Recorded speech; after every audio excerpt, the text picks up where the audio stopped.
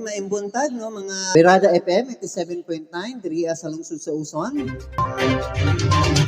So ang topic nato karong adlaw kana bang naamoy mga project no kaning atong mga kanagkadaiyang mga barangay unsa may dapat himuon ani inyohang mga proyekto na mao na gani sa ginhawa na mangayo mo proyekto hali gikan sa national, provincial or sa mga congressman na aron tagaan lang mo og inyohang mga proyekto sa inyong mga barangay. Labi na sa inyong mga mayor, kamong mga pangayo, kamo na naa na mo yung mga proyekto sama aning diri sa barangay San Antonio Milagros Masbate. Nagibaboy no. Pila na ka kapitan diha ang nag-agi, no? Wala jud na pa-refer, wala giatiman. Naa perting libuna, no? Perting libuna inya karon pa jud ka ng mga hugaw sa mga kaning hayop.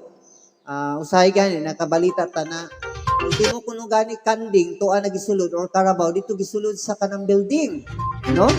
Atong gingadto atong gitanaw kaning lugar, sus Ginoo maluoy kay taon sa kahintang. No? Nangalangkat na yung taon ng kisame, bungbong, mga kanang iyang jealousy, nangaguba na. No?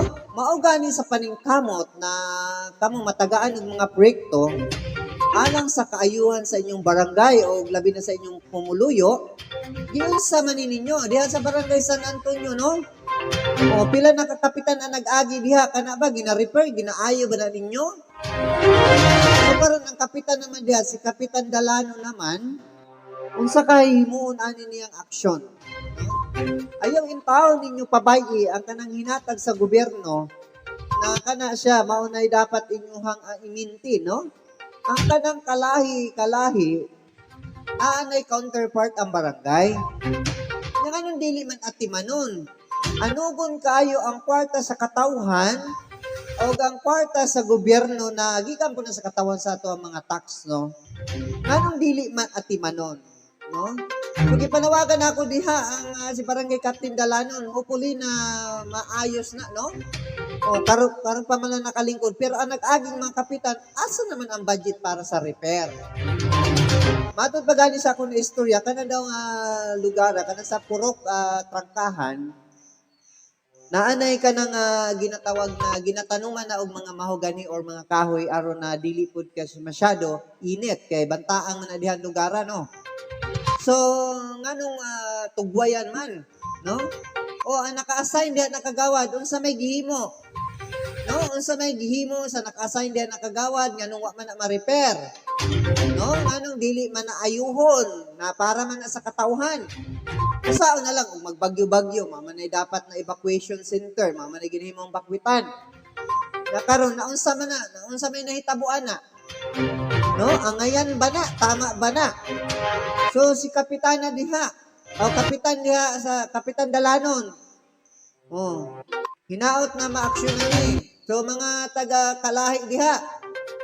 O kuan po na tao na inyo hapon ang asikasuhon.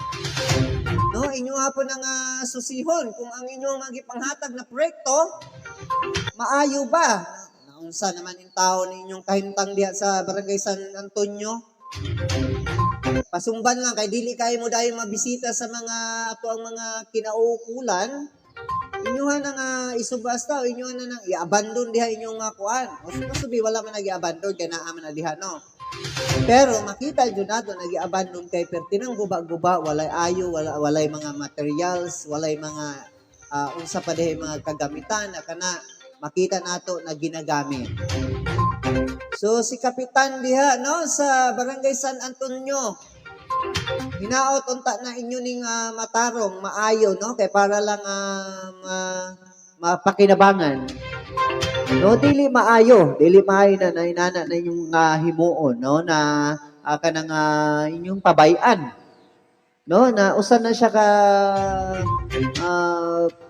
pakipakinabang sa tuang mga katawhan diha sa Barangay San Antonio.